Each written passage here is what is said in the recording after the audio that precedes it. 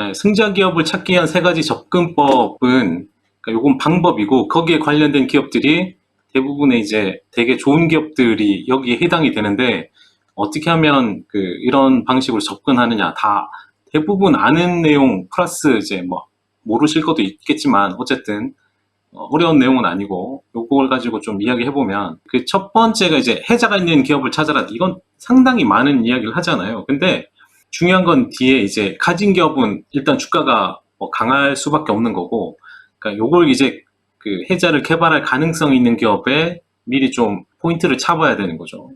그러니까 이러한 나름 해자를 가지고 있는 기업들 주가가 상당히 좋잖아요.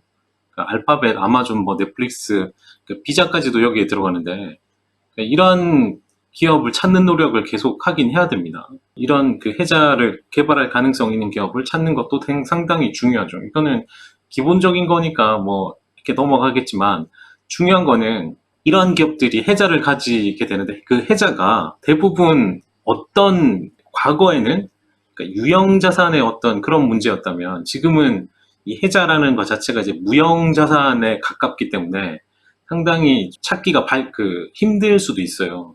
그러니까 그 무형자산이라는 거를 찾기가 되게 힘든데, 아마존 같은 경우 이 작년 매출이 2,810억 달러, 이 2,810억 달러의 절반이 이제 온라인 스토어에서 나오는데, 중요한 거는 뭐 아마존 웹 서비스가 12.5, 이게 계속 커지겠죠. 그 다음에 서드 파티도 계속 커져가고 있고, 그러니까 이 전체가 키우면서도 이제 일단 50%가 넘어가는 건데, 중요한 거는 그 아마존의 PS, 그러니까 이걸 원래는 이제 EV를, 그러니까 엔터프라이즈 밸류를 레비뉴로 나눈 값을 해야 되는데, 이게 어제 가격을 반영 안 한 EVR이 나오더라고요. 그래서 그걸 좀 빼고 PSR로 일단 계산해도 비슷하거든요.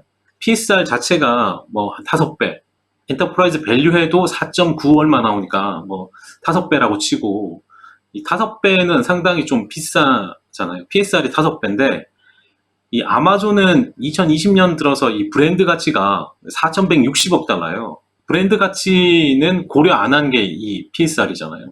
근데 만약 이 브랜드 가치를 넣어갖고, 여기에 이제 브랜드 가치를 플러스를 시켜서 시가총액으로 나눠버리면 2.13배가 나와요. 그러니까 이 기업을 비싸냐? 그러니까 아마존에 대한 브랜드 가치, 무형자산을 그 브랜드 가치만 따졌지만 거기엔 또 다른 무형자산은 포함이 안 되어 있겠죠. 아니면은 이 브랜드 가치에 모든 거를 다 집어넣었다고 가정하더라도 이 기업이 이걸 고려하면 2.1배는 비싸냐? 그러면은 전혀 안 비싸죠. 그죠? 그러니까 이런 관점에서도 볼 수 있다는 거예요. 눈에 띄지 않는 이 무형자산에 대한 부분을 늘 고민해야 된다는 거죠. 그게 너무 어렵게 생각될 수도 이거 찾기가 되게 뭐 정의하기가 되게 어렵잖아요. 늘 이렇게 남들이 분석해 놓은 것도 좀 찾아봐야 되고, 이런 분석에 대해서 그 무형자산의 가치에 대해서도 생각해 봐야 된다는 거죠. 지금 브랜드 가치 1위가 이제 아마존, 현재까지는 2020년에 1위고 매년 이 브랜드의 가치가 올라가고 있어요. 그러니까 1년 만에 이 브랜드 가치가 30% 이상 이렇게 올라가는 기업을 어떻게 주가가 뒷받침하면서 설명되는 것도 있는 거죠. 대차대조표에 나오지 않는 그 무형자산, 한국말로 어떻게 표현해야 될지 모르겠어요. 이 대차대조표에 나오지 않는 무형자산이 있거든요. 대차대조표에 나오는 무형자산이 있고, 그 부분이 상당히 중요해요. 그런 부분은 왜 뭐 PR이 높네, 뭐 PSR이 높네, 그러니까 이런 거를 고민하기 전에 이 부분을 좀 더 많이 고민해 봤으면 좋겠다. 그렇게 좀 보시면은 이해가 된다. 그죠? 특히 최근에는 이제 또 뭐 언택 관련해서 또 이 무형자산 가치가 좀 더 늘어나는 게 좀 있는 거고요. 대차제조표에 나오지 않는 무형자산의 가치를 잘 찾아야 된다. 두 번째, 이제 구글 같은 경우가 PSR이 6배가 넘는데 여기에 브랜드 가치는 3,240억 달러요. 이걸 고려하면은 PSR이 2배 정도. 그러니까 대부분이 황기업에 속하는 기업들이 PSR, 이 브랜드 가치의 무형자산을 다 더하면 PSR이 2배로 이제 낮아지는 거죠. 그래서 구글도 마찬가지로 PSR이 2배로 떨어지는 그런 모습이고, 마이크로소프트는 조금 약간 더 높죠. 워낙 시가총액이 이제 높아져 있는데 불구하고 브랜드 가치가 구글보다 아직까지는 많이 밀렸다가 올라와서 그런지 왜 브랜드 가치가 이제 3위 뒤에 있는 거죠. 생각보다 마이크로소프트는 브랜드 가치가 아직까지는 많이 올라오지 못했어요. 그래서 PSR 기준으로 뭐 11배가 넘는데 이 더하면은 이제 3.4배 이렇게 되고요. 페이스북도 마찬가지죠. 페이스북이 이제 브랜드 가치가 좀 많이 차이 나죠.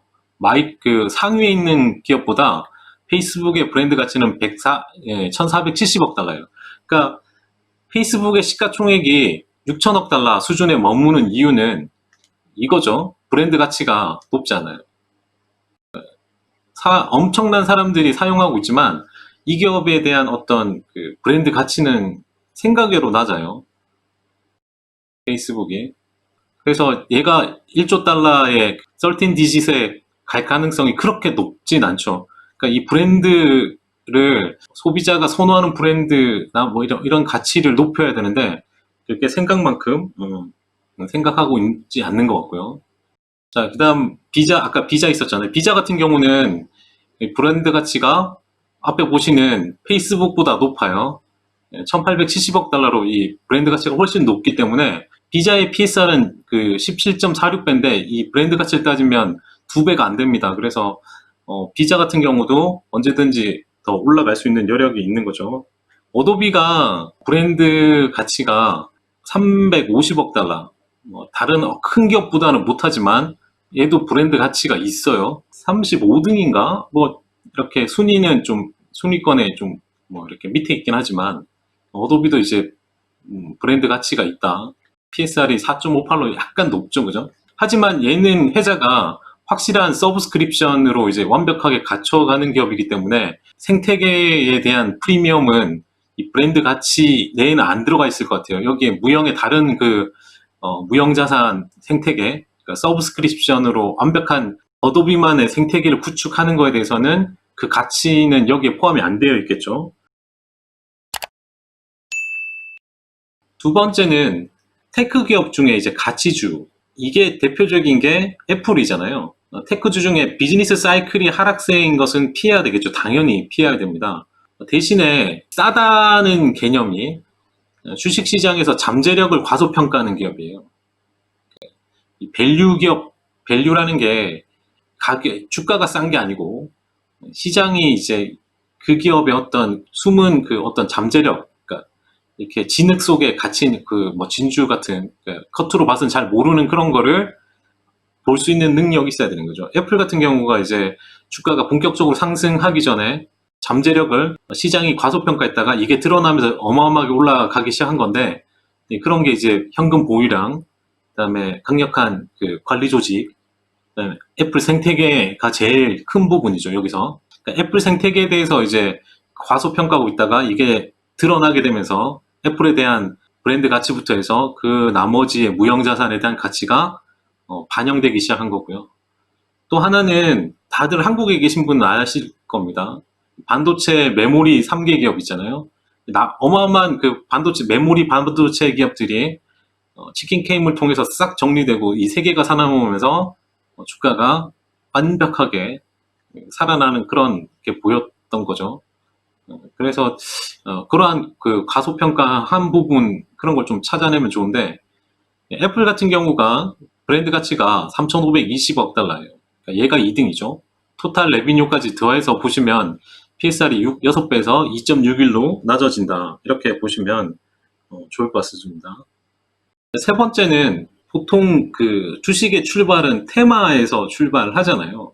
뭐 클라우드도 처음에는 테마였을 거고 이커머스도 테마였어요. 그다음 게임도 테마였고 뭐 인공지능, 로봇공학, 뭐 자율주행, 5G까지 대부분 테마에서 출발합니다.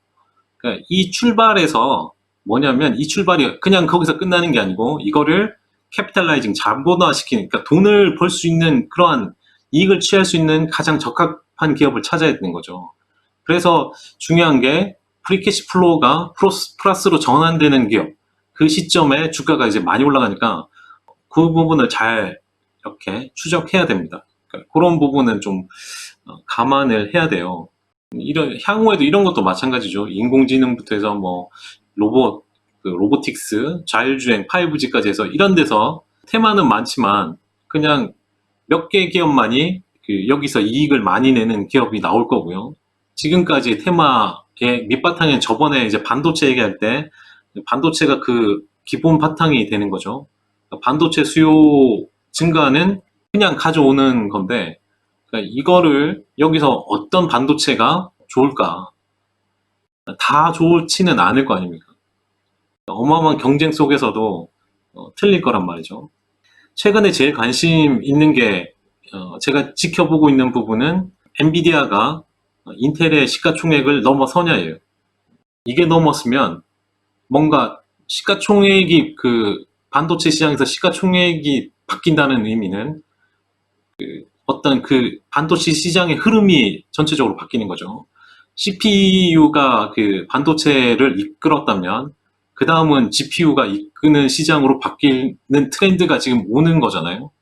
그러니까 그런 트렌드를 정확하게 캐치를 해야 된다는 거죠.